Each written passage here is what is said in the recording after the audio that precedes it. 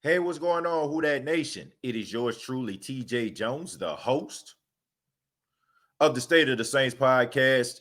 And thank you for checking out the State of the Saints podcast, whether you're looking at it on YouTube, if you're looking at it on Facebook, Twitter. Thank you all so much. Really do appreciate it. And for all those that are checking out the audio podcast, I appreciate you as well.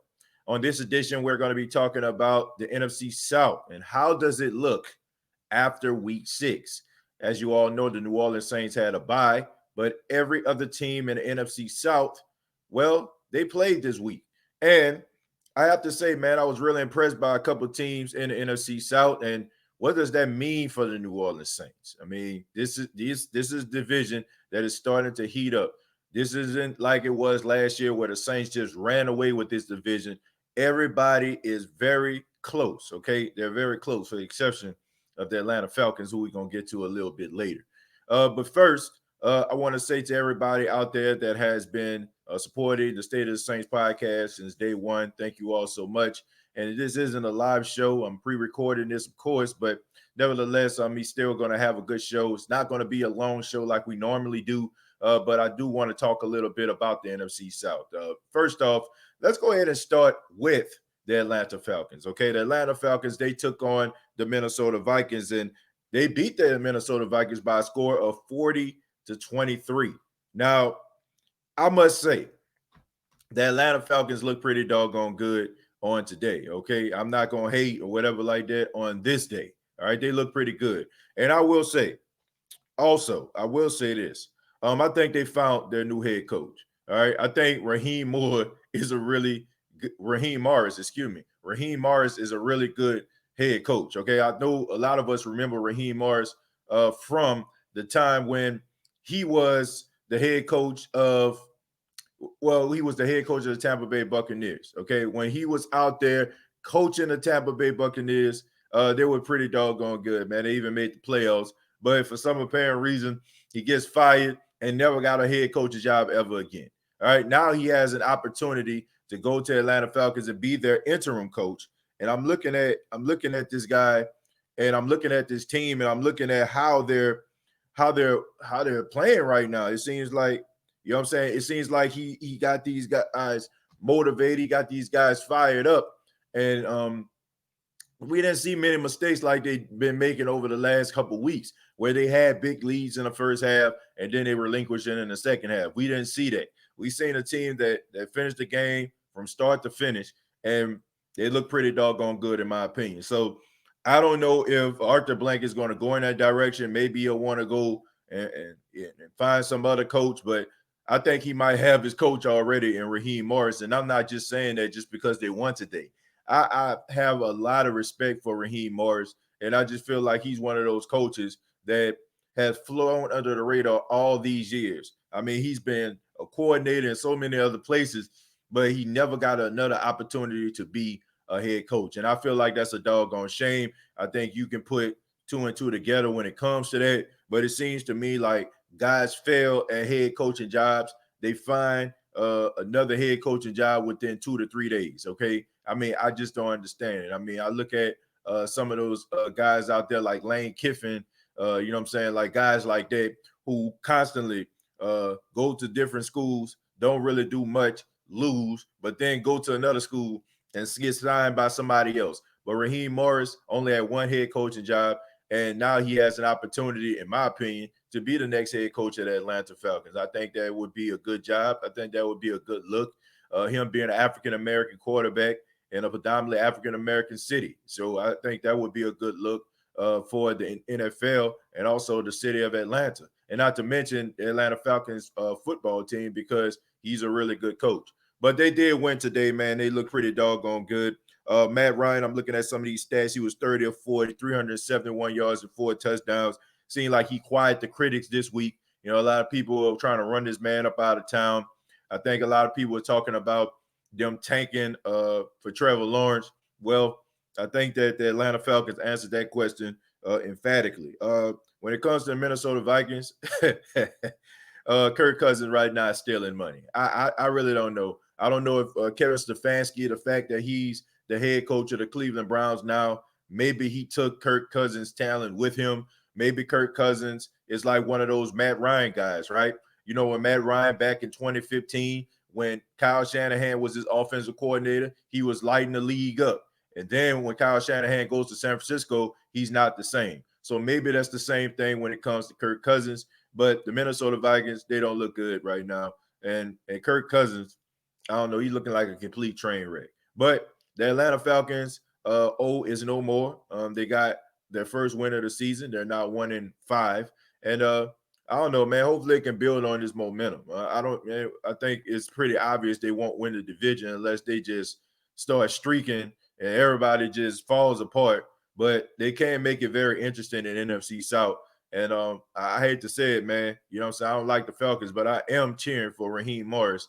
And hopefully, you know what I'm saying, even if they don't decide to keep him as the Atlanta Falcons head coach, he can have that, what I like to call that Teddy Bridgewater treatment. You win some games and other coaches around the league, other franchises around the league start looking at you and be like, man, I think we can make him our head coach. So I'm rooting for Raheem Morris. And at the same time, I don't really care that much for the Falcons, but he has my support.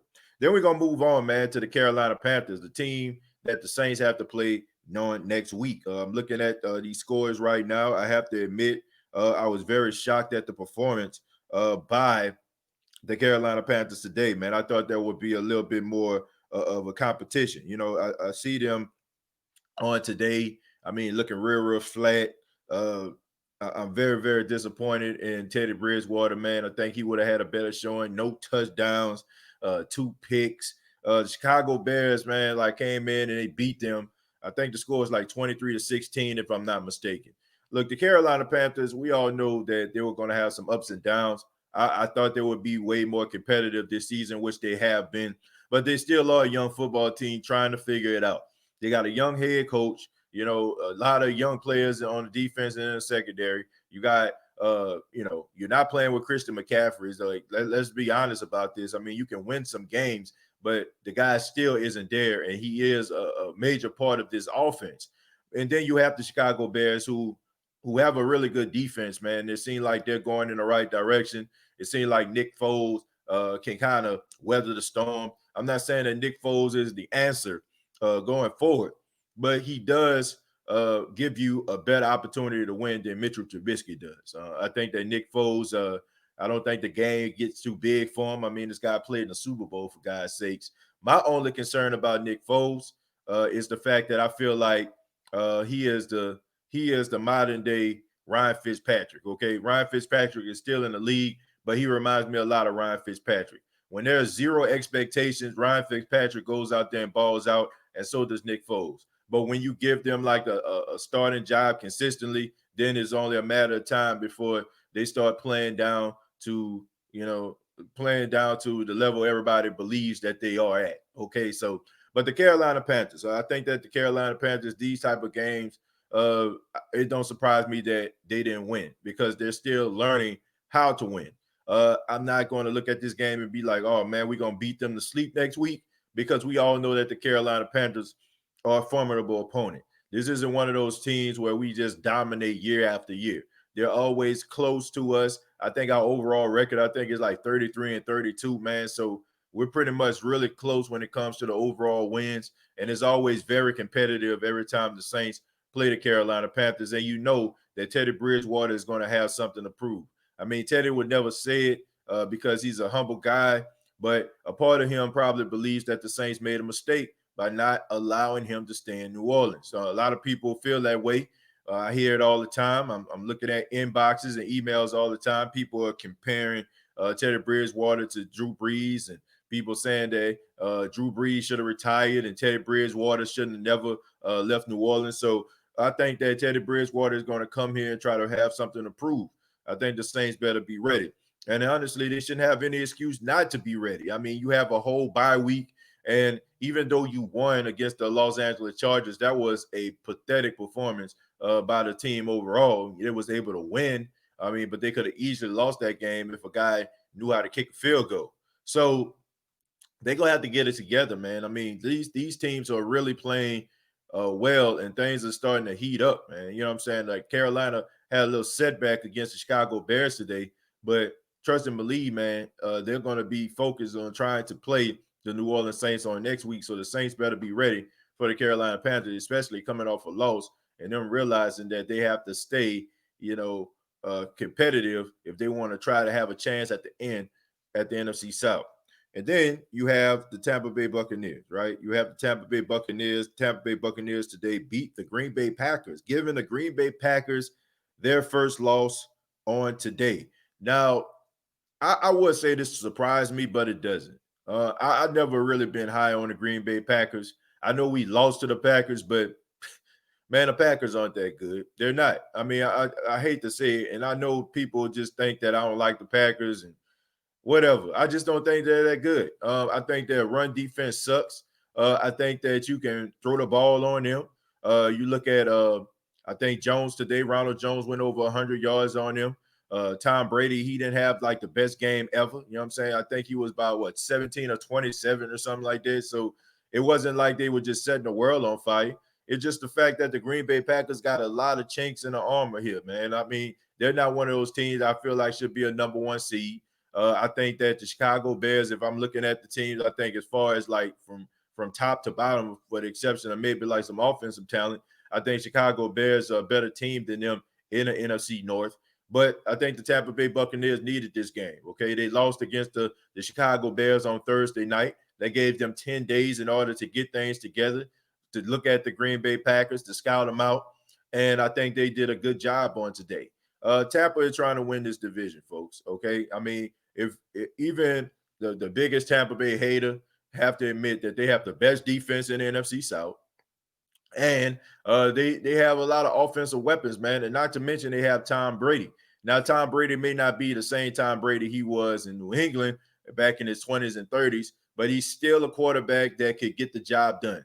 I think we look at Drew Brees on Monday night, right? Drew Brees brought the Saints back from 17 down, and you have to admit, even though Drew Brees is not the same quarterback he once was, he still can put the team in a position to win. And it's the same way with Tom Brady. And as long as Tom Brady is the quarterback of the Tampa Bay Buccaneers, they still have a chance to win. And you combine that with one of the best defenses in football. In my opinion, I mean, I haven't seen a better defense than those guys right now. Probably the Chicago Bears, maybe the Pittsburgh Steelers. But besides that, I mean, they're up there, man, with the top 5 defenses in the league. Honestly, it makes me a little jealous, you know what I'm saying, the fact that they actually have a good defense and our defense suck year after year. But you have to give Todd Bowles a lot of credit. You know what I'm saying? He has a lot of young players out there, Antoine Warfield Jr., Chris Davis, a lot of young players out there in that secondary, and he got them playing at a high level. Murphy Bunting. I mean, so many guys on that defense. And not to mention up front, I mean, you got JPP, Jason Pierre-Paul, you got Villa Veda, you got Ndamukong Suh, you got Shaq Barrett. So they have a formidable defense. Devin White and Levante David as your linebackers. So the Saints really are going to have to continue to win these football games, man, because Tampa is going to be right there with them until the end, okay? And we all know that the Saints, after Carolina, they have to play Tampa. So the Saints can't be playing around, okay? All these issues that they're having defensively, all of these mismatches and these assignment, all these assignment issues, they're going to have to get it together. Okay, they're going to have to go ahead and down the stretch try to put forth a really good effort because Tampa Bay is coming. I know Carolina lost today, but Carolina is coming.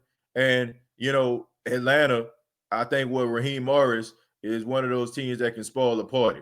So New Orleans is going to have to step it up. I don't want to see what I've been seeing over the last couple of seasons, them coming off a bye week, them being stagnant and stale.